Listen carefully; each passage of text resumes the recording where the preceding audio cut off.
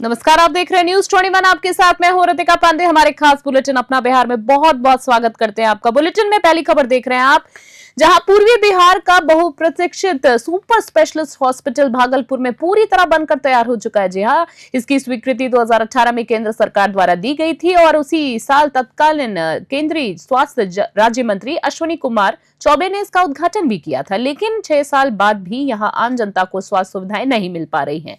निर्माण कार्य के दौरान कई बार देरी हुई, जिस पर सरकार की ओर से अल्टीमेटम और चेतावनियां भी जारी की गई हैं। कुछ मामलों में कार्रवाई भी हुई है, लेकिन अस्पताल की स्थिति जस की तस बनी है। जब इमारत पूरी तरह से तैयार है तो आधुनिक उपकरणों की कमी और डॉक्टर्स की भारी कमी सबसे बड़ी बाधा बनकर सामने आई है।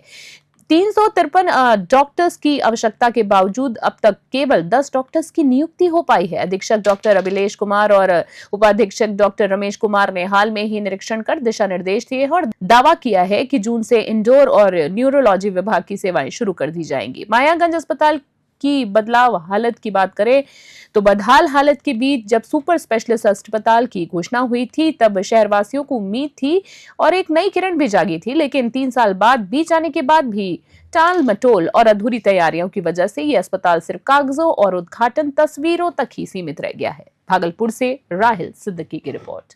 कि जल्दी से स्टार्ट करें सुपर स्पेशलिटी को, लेकिन कुछ है दिक्कत अभी कि जितना भी सामान आया है उसका विधिवत इंस्टॉलेशन नहीं हुआ है। तो पहले विधिवत इंस्टॉलेशन हो जाए और वो हम लोग सोचते हैं कि 1 सप्ताह में कंप्लीट हो जाएगी। उसके बाद किस डिपार्टमेंट में कितने लोग रहेंगे उसका एक लिस्ट बनाएंगे। हम लोग कोशिश करेंगे कि जून के लास्ट वीक तक में कुछ न कुछ यूनिट हम लोग स्टार्ट कर दें, हमारी कोशिश रहेगी। का निर्माण 18 से शुरू हुआ, बीच में कोविड की वजह से इसके निर्माण में दिक्कत हुई और कोविड के बाद इंस्ट्रूमेंट्स का आना शुरू हुआ। हमारा जब बिल्डिंग बनते बनते पिछले साल 24 में हैंडओवर हुआ हमारे हॉस्पिटल को। ये CPWD इस बिल्डिंग के निर्माण में त्रिवेणी कंस्ट्रक्शन के द्वारा करा रही थी और इस अस्पताल से जो भी इंस्ट्रूमेंट्स हैं उसको हाइट्स को देना था। उसमें हमारे तरफ से कोई डिमांड नहीं गया था, तो जो उन्होंने दिया है, कुछ इंस्ट्रूमेंट्स अभी आना बाकी है और हम सब लोग लगे। अभी तक 353 इसमें कर्मचारी और डॉक्टर्स की पोस्टिंग होनी थी। अभी तक सरकार की तरफ से हमारे यहाँ 10 डॉक्टर्स की पोस्टिंग हुई है और सब प्रक्रियाधीन है। मधेपुरा से खबर देख रहे हैं। आपको बता दें, मधेपुर जिला के गमरिया थाना क्षेत्र के अंतर्गत औराही एक पराह पंचायत के बेलही गांव में गुरुवार की शाम दर्दनाक हादसा हो गया है। बेलही गांव में गुरुवार शाम दर्दनाक हादसा होने के बाद गांव में 3 बच्चियां ऋचा कुमारी 9 वर्ष, प्रेमलता कुमारी 11 वर्ष और अंशु कुमारी 9 वर्ष नदी में डूब गई। सभी बच्चियां बेलही गांव की रहने वाली थीं। ऋचा और अंशु मुकेश कुमार की बेटियां थीं, जबकि प्रेमलता शिव नारायण यादव की बेटी थी। घटना की जानकारी मिलते ही परिजन और ग्रामीण मौके पर पहुंचे और बच्चियों की तलाश शुरू कर दी। काफी मशक्कत के बाद स्थानीय गोताखोरों की मदद से बच्चियों को बाहर निकाला गया और गमरिया के सामुदायिक स्वास्थ्य केंद्र लाया गया, जहां डॉक्टर्स ने मृत घोषित कर दिया। घटना की सूचना मिलते ही गमरिया थाना अध्यक्ष अकलम हुसैन दल बल के साथ पहुंचे, साथ ही मामले की जांच की है। शवों को पोस्टमार्टम के लिए मधेपुरा भेज दिया गया है। घटना के बाद बेलही गांव में मातम सा छा गया है। पीड़ित परिवारों से प्रखंड प्रमुख शशि कुमार, मुखिया प्रतिनिधि रुपेश कुमार सिंह और समाजसेवी रविंद्र यादव ने मिलकर ढांढस बंधाया है और हर संभव मदद का भरोसा दिलाया है। गांव में अब शोक का माहौल बना हुआ है। मधेपुर से अमन आनंद की रिपोर्ट।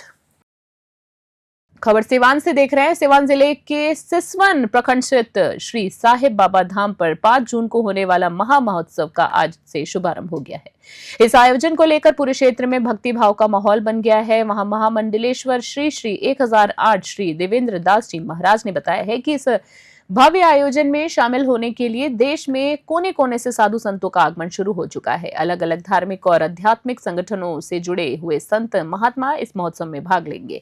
संतों के ठहरने के लिए विशेष फूस की पलानी नुमा कुटिया तैयार की गई है, जिसमें उन्हें सभी आवश्यकताओं का ध्यान रखा गया है। महोत्सव के दौरान धार्मिक अनुष्ठान, प्रवचन, कीर्तन और सांस्कृतिक कार्यक्रमों की श्रृंखला आयोजित की जाएगी। साथ ही महामंडलेश्वर ने बताया है कि यह आयोजन हिंदू धर्मों के मूल्यों और आध्यात्मिक चेतना को सशक्त करने का माध्यम बना रहेगा। वही बड़ी संख्या में श्रद्धालुओं में शामिल हुए हैं।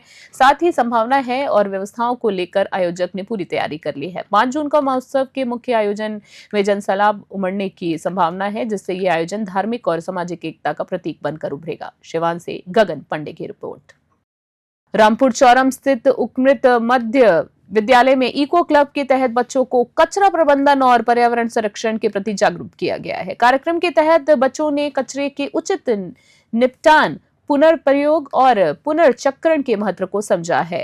विद्यालय परिसर में बच्चों द्वारा साफ सफाई का अभियान चलाया गया, जिसमें गीले और सूखे कचरों की पहचान कर उन्हें अलग अलग निपटान की विधियां बताई गई हैं। बच्चों ने चार्ट पेपर के माध्यम से कंपोस्ट पिट, डस्टबिन प्रणाली और कंपोस्ट के उपयोग को चित्रों के जरिए प्रदर्शित किया है। इस कार्यक्रम का उद्देश्य था कि बच्चे जिम्मेदार नागरिक बने और पर्यावरण की रक्षा में अपना योगदान दें। इस अवसर पर प्रधानाध्यापक संजय कुमार समेत शिक्षक रजनीश नारायण, सुजीत कुमार, विकास कुमार, चंचला कुमारी और धीरेन्द्र तिवारी उपस्थित रहे। सभी ने बच्चों को स्वच्छता और पर्यावरण संरक्षण का संदेश फैलाने के लिए प्रेरित किया।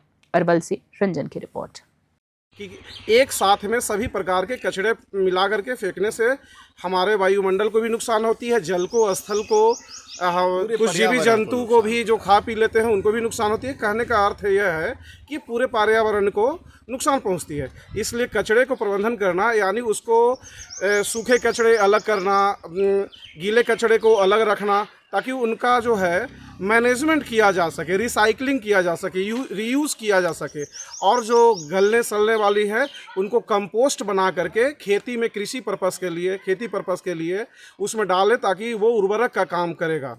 क्या लगता है कि मेहनत रंग लाएगा? बिल्कुल ला रही है सर। हमारे विद्यालय की कैंपस में बच्चों के द्वारा सूखे और गीले कचड़े का जो डस्टबिन लगाया गया है उसमें वो लोग अलग अलग रख रहे हैं, और जागरूकता इस प्रकार से फैल रही है कि गार्जियन उनके भी बता रहे हैं कि घर में भी इस तरह के माहौल बना हुआ है कि बच्चे इसको जागरूक हैं कि साग सब्जियों के कटे अवशेष जो बचे हुए हैं वो लोग मिट्टी में मिला करके उर्वरक बनाने की कोशिश कर रहे हैं, कंपोस्ट बनाने की कोशिश कर रहे हैं।